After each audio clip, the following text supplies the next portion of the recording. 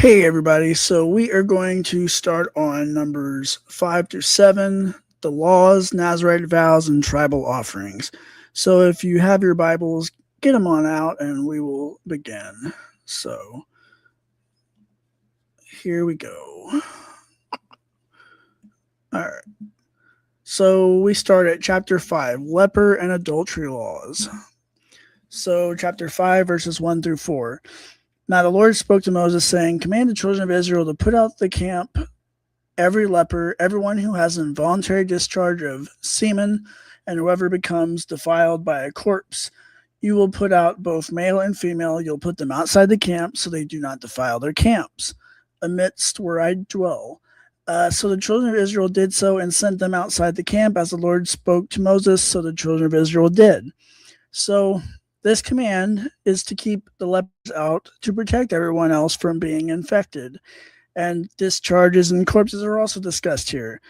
Now, we discussed this at length in Leviticus that none of these people have sinned. They're just unclean. Uncleanliness does not equal sin. So they're to be outside the camp for a bit. At least, the lepers, they'll probably be out longer. But if they can be healed, then they can come back in after a while. Through a Levitical, there's a whole process for it, right?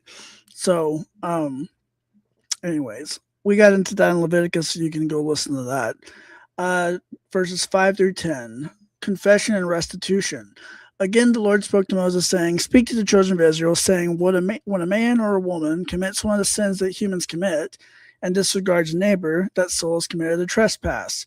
Then he'll confess openly the sin he committed. He'll make restitution for his trespass in the capital amount plus 1/5 of it, and repay the one that he wronged. But if the man has no close relative to make restitution on his behalf of the trespass, the restitution for the wrong shall go to the Lord for the priest, in addition to the ram of the atonement with which atonement is made for him. Every offering that's sanctified among the children of Israel, which they bring to the Lord for the priest, shall be his. So the sanctified offerings of each man shall be his. Whatever any man gives the priest shall be his. So publicly confessing or repenting here, they must pay restitution for the crime, and then a sin offering between both God and them must be made. And if the guy you stole from has no one, this is what you do. It all goes to God in the treasury. All right. So now, verses 11 through 31. Moreover, the Lord spoke to Moses, saying, Speak to the children of Israel and say to them, If any man's wife commits transgression and disregards and despises him, and someone has sexual intercourse with him, she conceals it from her husband and keeps it hidden, but she's defiled, and there was no witness against her, nor was she caught. And if a spirit of jealousy, so this is a demon, comes upon him, a demonic spirit, and he becomes jealous of his wife who's defiled, or if a spirit of jealousy comes upon him and he becomes jealous of his wife, although she's not defiled, he'll bring his wife to the priest and bring the gift required of her, 1/10 of an ephah of barley meal. He will pour no oil on it, put no frankincense on it, because it's a grain offering of jealousy, an offering for bringing sin to remembrance. Then the priest shall bring her near and set her before the Lord. The priest shall take clean running water in an earthen vessel, so a pot, and take some of the dust on the floor of the tent of testimony and throw it into the water. Then the priest shall stand the woman before the Lord, uncover the woman's head, and put the sacrifice for remembering in her hands, which is the grain offering of jealousy. And the priest shall have in his hand the water of conviction that brings a curse. Then the priest shall put her under oath and say to the woman, If no man has lain with you, and if you haven't committed transgression to be defiled while under your husband's jurisdiction, be innocent from this water of conviction that brings a curse. But if you committed transgression and defiled yourself under your husband's jurisdiction, and some man other than your husband had sexual relations with you, then the priest shall put the woman under oath by the words of the oath of this curse, and the priest shall say to the woman, The Lord make you a curse and an oath among your people, when the Lord makes your thigh rot and your belly swell, and may this water that causes this curse go into your stomach and make your belly swell and your thigh rot. Then the woman shall say, May it be so. Then the priest shall write these curses in a book and wipe them off into the water conviction that brings a curse. Then he'll give the woman a drink of this water of conviction that brings a curse, and it will enter her. Then the priest shall take the grain offering of jealousy from the woman's hand, put the sacrifice before the Lord, and bring it to the altar. And the priest shall take a handful of the sacrifice as its memorial portion, offer it on the altar, and afterward give the woman the water to drink. So it'll be if she's defiled but keeps it hidden from her husband. Then the water of conviction brings a curse will enter her, and her belly will swell, her thigh will rot, and the woman become a curse among her people. But if the woman isn't defiled but is clean, she'll be innocent and may conceive children. This is the law of jealousy when a wife, while under her husband's jurisdiction, transgresses and defiles herself, or when the spirit of jealousy, a demon, comes upon a man and he becomes jealous of his wife, then he'll stand the woman before the Lord, and the priest shall execute all this law upon her. Then the man shall be innocent of guilt, but that woman shall bear her guilt. Okay, so this is the gist of what's going on here. So the husband, for whatever reason, has become jealous and thinks that his wife is cheating on him, but he has no evidence, but he's very suspicious. So it's possible that she's guilty or innocent, and he's either right or falsely accusing her. So one of these people have sinned in this situation. Now, in almost all cultures but Israel, a man could divorce his wife for any reason with no court case, no protections for her. She would be absolutely screwed over in this age, which is the Bronze Age. So here, God is actually protecting innocent women, and an offering is given for this. So the priest takes her before the entrance of the tent of testimony. He's going to have her drink water that he mixes with the dust from the floor of the tent of testimony. Why dust? Well, because this dust is holy ground, and this is mixing with the water. So now this becomes a holy water of sorts. So the idea here is that she's coming into the presence of God, so that she needs to be honest here, because she's got to give a vow to God that she's innocent and hold the offering to God. She could just confess before all this to avoid this. So here it's up to her to prove her innocence or suffer this curse. And to note as well, this says this is the law of the spirit of jealousy, right? That's what it says. So this spirit, it is a spirit. It's overtaken this man. And if she's innocent, this means that this man is demon possessed and he needs to repent and be cleansed or exorcised of demons. So that's a part in here that I don't see gets talked about much when people talk about Numbers 5 in here. And I'll also say this is not God performing an abortion. People say this all the time, that this is about abortion, and it's absolutely not. There is no pregnancy at all in this passage that we read. But the idea here is that there is a death by holiness if you lie to God. That's what the ultimate goal here in that is. So chapter 6, the Nazarite vow. So verses 1 through 22. Now the Lord spoke to Moses, saying, "Speak to the children of Israel and say to them, when either a man or woman vows an extraordinary vow to sanctify himself as one of purity to the Lord, he'll separate himself from wine and intoxicants. He will not drink any wine and vinegar made from wine, and any vinegar made from intoxicants. Neither shall he drink anything made from grapes, nor eat fresh grapes or raisins. All the days of his separation he'll eat nothing that's produced from the grapevine, from seed to skin. All the days of his vow of purification, no razor shall come upon his head until the days are fulfilled for which he vowed to the Lord. He'll be holy. Then he'll let the locks of the hair of his head grow. All the days of his vow to the Lord he won't go near a dead body, will not defile himself even for his father or mother, brother or sister when they die, because the vow of his God is on his head. All the days of the vow he'll be holy to the Lord. But if anyone dies very suddenly near to him on the spot, the head of his vow shall be defiled, and he'll shave his head on the day of his cleansing. On the seventh day he'll shave it. Then on the eighth day he'll bring 2 turtle doves or 2 young pigeons to the priest to the door of the tent of testimony. Then the priest will make one a sin offering and the other a whole burnt offering, and make atonement for him, concerning which he sinned regarding the corpse, and he'll sanctify his head that day. So he'll sanctify to the Lord the days of his vow, and bring a male lamb in its first year as a trespass offering. But the former days shall be null and void, because of the head of his vow was defiled. Now this is the law of vowing. When the days of his vow are fulfilled, he'll be brought to the doors of the tent of testimony. He'll offer his gift to the Lord, 1 male lamb in its first year without blemish as a whole burnt offering, one ewe lamb in its first year without blemish as a sin offering, one ram without blemish as a peace offering, a basket of unleavened bread of fine flour prepared with oil, and unleavened cakes mixed with oil, and their grain offering with their drink offering. Then the priest shall bring these things before the Lord and offer his sin offering and his whole burnt offering. And he'll offer the ram as a sacrifice of peace offering to the Lord with the basket of unleavened bread. The priest shall also offer his grain offering and his drink offering. Then the one vowing shall shave the head of his vow at the doors of the tent of testimony, and he'll put his hair on the fire, which is under the sacrifice of the peace offering. Then the priest shall take the boiled shoulder of the ram, one unleavened loaf from the basket, and one unleavened cake, and put these upon the hands of the one vowing after he shaved the head of the vow. And the priest shall bring these things as a deposit offering before the Lord. They're holy for the priest, together with the breast of the deposit offering and the thigh of the choice portion. After that, the one vowing may drink wine again. This is the law of the one vowing who vows to the Lord his gift to the Lord concerning his vow. And the force of his vow isn't limited to what he could afford regarding his vow, which he vows according to the law of purity.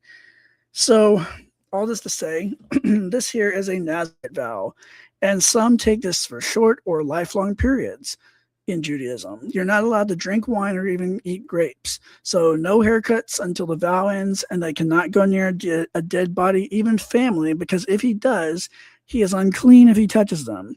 This is a vow to God that takes precedent over family. It's so serious that if someone drops dead near him, he's defiled and must restart the vow after giving a sin offering and gifts to God. But when the vow ends, he gives an offering, offers the hair he shaved off, symbolizing the time that he's vowed and gave to God. So that's what it is there. Verses 23 to 26. The priest's blessing. Again, the Lord spoke to Moses, saying, Speak to Aaron and his sons, saying, This is the way you'll bless the children of Israel. Say to them, My name shall be put on the children of Israel, and I, the Lord, shall bless them. The Lord bless you and keep you. The Lord make his face shine upon you and be merciful to you. The Lord lift up his countenance upon you and give you peace. So the priest's blessing is here. He puts the name of God on, publicly announced it, and says the name of Yahweh. Monastics, it should be noted, come from the Nazarite vow, and Nazarites who gave vows to God like this. So they built it eventually into what would become monastic living and monastic vows to God, and they based it off of chapter 6 here in Numbers with the Nazarite vow. So that's what that is about. So now we're going to go to chapter 7, the 12 tribes offerings. So here we go. Long, very long. And hold on, I got to do this too. All right. Oh, hold on. Oops. Okay. There we go. So verses 1 through 9, chapter 7. Now it came to pass on the day Moses finished setting up the tent, he anointed and sanctified all its vessels and the altar and all its vessels, and anointed and sanctified these things. Then the rulers of Israel, the 12 rulers of their father's house, who were the rulers of the tribes and oversaw the census, brought gifts. They brought their gifts before the Lord, 6 covered carts and 12 oxen, the cart of every 2 of the rulers, and for each one a young bull, and they presented them before the tent. Then the Lord spoke to Moses, saying, Receive these things from them, so they may be used in doing the works of liturgical services and the testimony, and you'll give these things to Levites, to every man according to his liturgical service. Thus Moses took the carts and the oxen and gave these things to the Levites. 2 carts and 4 oxen he gave to the sons of Gershon, according to their liturgical service, and 4 carts and 8 oxen he gave to the sons of Merari, according to their liturgical service, under the authority of Ithamar, the son of Aaron, the priest.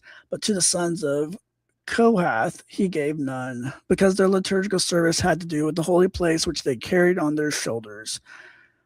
Okay, so we get a historical narrative here. Moses sanctifies the tent of testimony. The leaders of the tribes are giving the gifts and the sacrifices. And Kohath gets exempted, verse 9, because they carry the holy items. Okay, so now we're going to do the order of the offerings, which is a very long, tedious one. So bear with me on this one. Verses 10 through 83. So now the rulers brought their gifts for the dedication of the altar on the day it was anointed. So the rulers brought their gift before the altar. For the Lord said to Moses, they shall bring their gifts, one ruler for each day, for the dedication of the altar. So the one who brought his gift on the first day was Nashon, the son of Amminadab, ruler of the tribe of Judah. The gift he brought was one silver bowl. Its weight was 130 shekels, one silver cup of 70 shekels, according to the holy shekel, both of them full of fine flour, prepared with the oil for a grain offering, one gold censer of 10 shekels full of incense, one young bull from the oxen, one ram, one male lamb in its first year for a whole burnt offering, one male kid from the goats for a sin offering, and for the sacrifice of peace offerings, 2 young heifers, 5 rams, 5 male goats, 5 ewe lambs in their first year. This is the gift of Nashon, the son of Amminadab. All right. Now, I am going to I'm going to not read the rest of these, as I'm going to just summarize. So you can read this and that'd be that, because it says the same thing. But on the second day, Nathaniel, the son of Zuar, ruler of Issachar, brought his gift. Same gift as Nashon here. So this was the gift of Nathaniel, the son of Zuar. On the third day, Eliab, the son of Helon, ruler of the children of Zebulun, brought his gift. On the fourth day, Eliezer, the son of Shadur, ruler of the children of Reuben, brought his gift. On the fifth day, Shelumiel, the son of Zurishaddai, ruler of the children of Simeon, brought his gift. On the sixth day, Eliasaph, the son of Duel, ruler of the children of Gad, brought his gift. On the seventh day, Elishama, the son of Ammihud, ruler of the children of Ephraim, brought his gift. On the eighth day, Gamaliel, the son of Pedazur, ruler of the children of Manasseh, brought his gift. On the ninth day, Abidan, the son of Gideon, ruler of the children of Benjamin, brought his gift. On the 10th day, Ahiezer, the son of Ammishaddai, ruler of the children of Dan, brought his gift.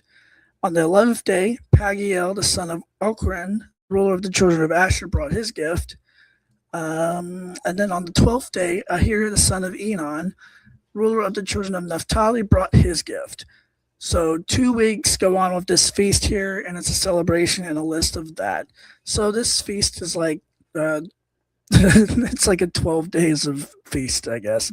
I wanted to say make a pun there, but I don't have one. So anyways, so now verses 84 through 89.